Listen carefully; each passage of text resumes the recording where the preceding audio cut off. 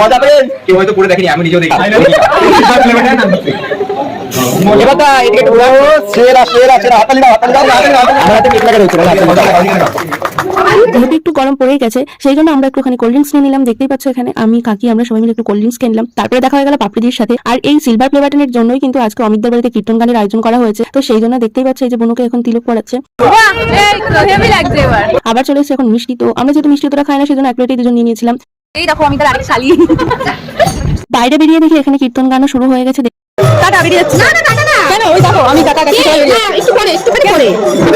তারপর সবাইকে tata bye bye করে আমরা চলে এসেছিলাম বাড়িতে। আর বাড়িতে এসে একটু ফ্রেশ হয়ে আমি বসে পড়েছিলাম পেট পুজো করতে। হ্যাঁ বন্ধুরা, এই খাবারগুলো অমিত তাদের বাড়ি থেকে পাঠানো হয়েছিল পার্সেল করে। আর এখানে ছিল খিচুড়ি, পালং শাকের তরকারি আর ছিল পায়েস। খাওয়া দাওয়াটা তো দারুণ হলো। তো বন্ধুরা চলো আজকের ভিডিওটা তাহলে এখানে এন্ড করছি। দেখা হচ্ছে তোমাদের সাথে নেক্সট কোনো ব্লগে। আর আজকের ভিডিওটা তোমাদের কেমন লাগলো অবশ্যই কিন্তু কমেন্ট করে জানিও। বাই।